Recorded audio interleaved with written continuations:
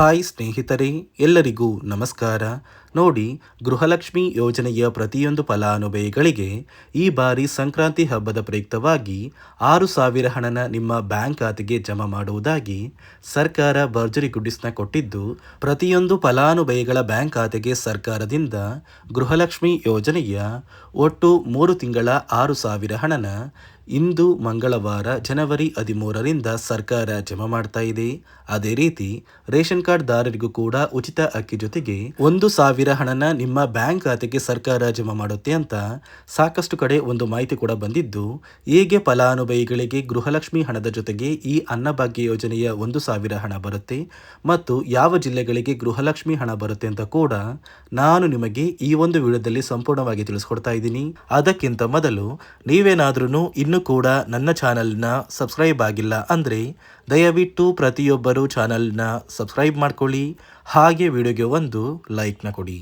ಹೌದು ಸ್ನೇಹಿತರೆ, ಗೃಹಲಕ್ಷ್ಮಿ ಯೋಜನೆಯ ಪ್ರತಿಯೊಂದು ಫಲಾನುಭವಿಗಳಿಗೆ ಸರ್ಕಾರದಿಂದ ಭರ್ಜರಿ ಗುಡ್ಡಿಸ್ನ ಕೊಟ್ಟಿದ್ದು, ಈ ಬಾರಿ ಸಂಕ್ರಾಂತಿ ಹಬ್ಬಕ್ಕೆ ನಿಮ್ಮ ಬ್ಯಾಂಕ್ ಖಾತೆಗೆ ಗೃಹಲಕ್ಷ್ಮಿ ಯೋಜನೆಯ ಒಟ್ಟು 3 ತಿಂಗಳ ಗೃಹಲಕ್ಷ್ಮಿ ಯೋಜನೆಯ 6,000 ಹಣ ಬರ್ತಾ ಇದೆ. ಅಕ್ಟೋಬರ್ ತಿಂಗಳ 25ನೇ ಕಂತು, ನವೆಂಬರ್ ತಿಂಗಳ 26ನೇ ಕಂತು ಹಾಗೂ ಡಿಸೆಂಬರ್ ತಿಂಗಳ 27ನೇ ಕಂತು, ಈ 3 ತಿಂಗಳ 6,000 ಹಣನ ಫಲಾನುಭವಿಗಳ ಬ್ಯಾಂಕ್ ಖಾತೆಗೆ ಜನವರಿ 13 ಅಂದರೆ ನಿಮ್ಮ ಬ್ಯಾಂಕ್ ಖಾತೆಗೆ ಮಂಗಳವಾರದಿಂದ ಈ 6,000 ಹಣನ ಸರ್ಕಾರ ಜಮಾ ಮಾಡ್ತಾ ಇದೆ. ಅದೇ ರೀತಿ ನಿಮ್ಮ ಬ್ಯಾಂಕ್ ಖಾತೆಗೆ ಗೃಹಲಕ್ಷ್ಮಿ ಹಣದ ಜೊತೆಗೆ ರೇಷನ್ ಕಾರ್ಡ್ಗೆ ಬರುವಂತಹ 1,000 ಹಣ ಬರುತ್ತೆ ಅಂತ ಕೂಡ ಸಾಕಷ್ಟು ಕಡೆ ಒಂದು ಮಾಹಿತಿ ಕೂಡ ಬರ್ತಾ ಇದೆ. ಹಾಗಾದರೆ ನೀವು ಕೇಳಬಹುದು ಸ್ನೇಹಿತರೆ, ನಮ್ಮ ಬ್ಯಾಂಕ್ ಖಾತೆಗೆ 1,000 ಹಣ ಬರೋದು ನಿಜನಾ ಅಂತ.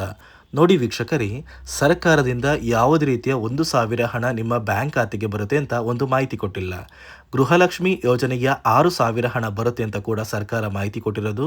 ಬದಲಿಗೆ ಅನ್ನಭಾಗ್ಯ ಯೋಜನೆಯಲ್ಲಿ ನಿಮಗೆ ಇನ್ನು ಮುಂದೆ ಉಚಿತ ಅಕ್ಕಿ ಜೊತೆಗೆ ಸರ್ಕಾರ 5 ರೀತಿಯ ಆಹಾರ ಪದಾರ್ಥಗಳು ಇರುವಂತಹ ಇಂದಿರಾ ಕಿಟ್ನ ಉಚಿತವಾಗಿ ಕೊಡ್ತಾ ಇದೆ.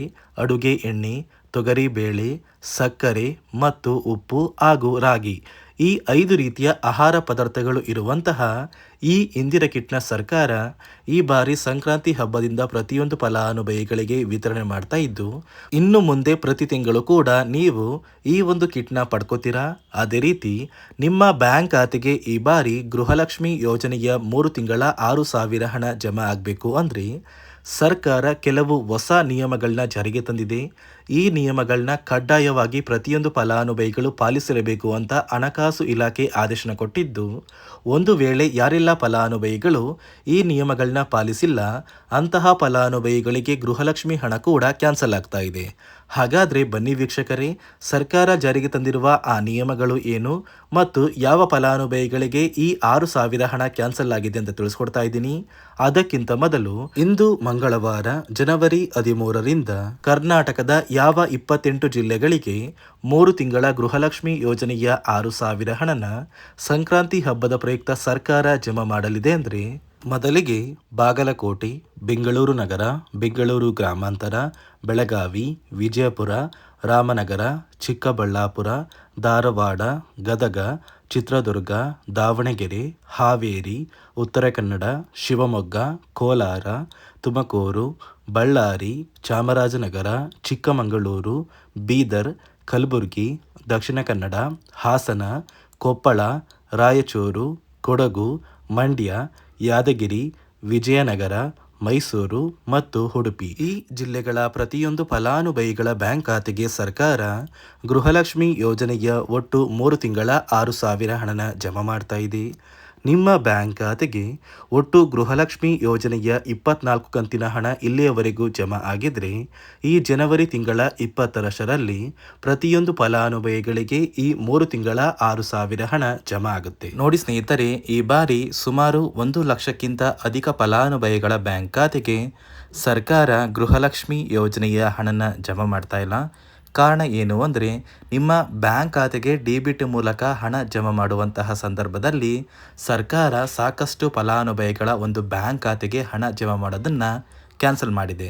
ಯಾಕಂದರೆ ಇತ್ತೀಚೆಗೆ ಹಣಕಾಸು ಇಲಾಖೆ ಜಾರಿಗೆ ತಂದಿರುವ 5 ನಿಯಮಗಳ ಆಧಾರದ ಮೇಲೆ ಪ್ರತಿಯೊಂದು ಫಲಾನುಭವಿಗಳಿಗೆ ಸರ್ಕಾರ ಈ ಒಂದು ಹಣನ ಜಮಾ ಮಾಡ್ತಾ ಇದ್ದು, ಯಾರೆಲ್ಲ ಫಲಾನುಭವಿಗಳು ಈ ನಿಯಮಗಳನ್ನ ಪಾಲಿಸಿಲ್ಲ, ನಿಮ್ಮ ಬ್ಯಾಂಕ್ ಖಾತೆಗೂ ಕೂಡ ಹಣ ಜಮಾ ಆಗೋದಿಲ್ಲ.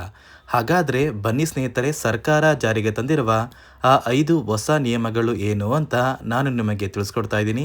ನೋಡಿ ಸ್ನೇಹಿತರೆ, ಮೊದಲನೆಯ ಒಂದು ನಿಯಮ ಬಂದು, ಸಾಕಷ್ಟು ಫಲಾನುಭವಿಗಳು ಹೊಂದಿರುವಂತಹ ಒಂದು ರೇಷನ್ ಕಾರ್ಡ್ ಏನಿದೆ, ಆ ಒಂದು ರೇಷನ್ ಕಾರ್ಡ್ನ ಮನೆಯ ಸದಸ್ಯರ ಪ್ರತಿಯೊಬ್ಬರ ಒಂದು ಆಧಾರ್ ಕಾರ್ಡ್ನ ನಿಮ್ಮ ರೇಷನ್ ಕಾರ್ಡ್ಗೆ ಕಡ್ಡಾಯವಾಗಿ ಲಿಂಕ್ ಮಾಡಿಸ್ಬೇಕು.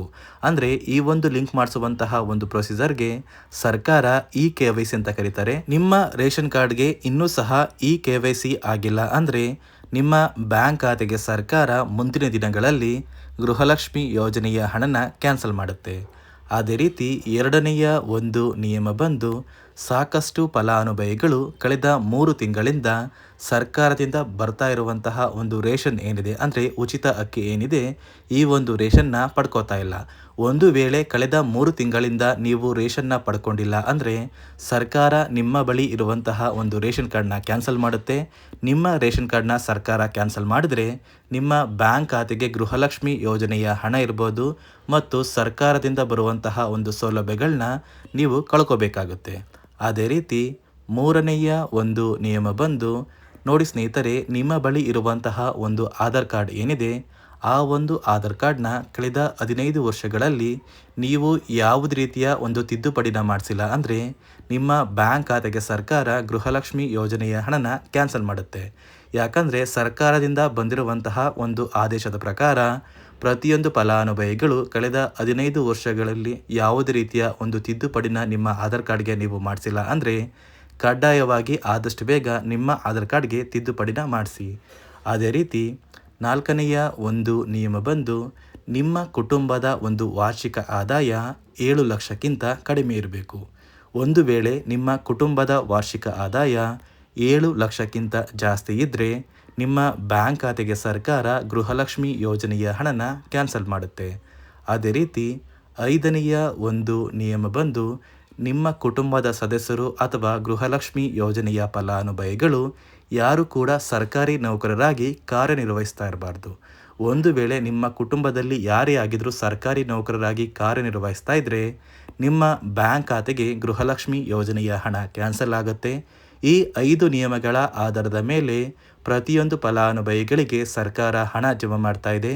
ಒಂದು ವೇಳೆ ನೀವು ಈ 5 ನಿಯಮಗಳನ್ನ ಪಾಲಿಸಿಲ್ಲ ಅಂದರೆ ನೀವು ಕೂಡ ಗೃಹಲಕ್ಷ್ಮಿ ಯೋಜನೆಯ ಹಣದಿಂದ ವಂಚಿತರಾಗಬೇಕಾಗುತ್ತೆ. ಇಂದು ಮಂಗಳವಾರ ಜನವರಿ 13ರಿಂದ ಕರ್ನಾಟಕದ 28 ಜಿಲ್ಲೆಗಳ ಪ್ರತಿಯೊಂದು ಫಲಾನುಭವಿಗಳಿಗೆ 3 ತಿಂಗಳ ಗೃಹಲಕ್ಷ್ಮಿ ಯೋಜನೆಯ 6,000 ಹಣ ಜಮಾ ಆಗುತ್ತಿದೆ.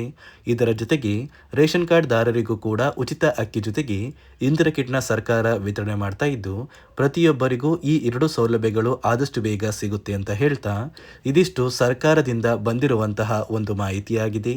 ನಾನು ಕೊಟ್ಟಿರುವಂತಹ ಮಾಹಿತಿ ನಿಮಗೆ ಇಷ್ಟ ಆಗಿದ್ದಲ್ಲಿ ದಯವಿಟ್ಟು ಪ್ರತಿಯೊಬ್ಬರು ನನ್ನ ಚಾನಲ್ನ ಸಬ್ಸ್ಕ್ರೈಬ್ ಮಾಡ್ಕೊಳ್ಳಿ, ಹಾಗೆ ವಿಡಿಯೋಗೆ ಒಂದು ಲೈಕ್ನ ಕೊಡಿ.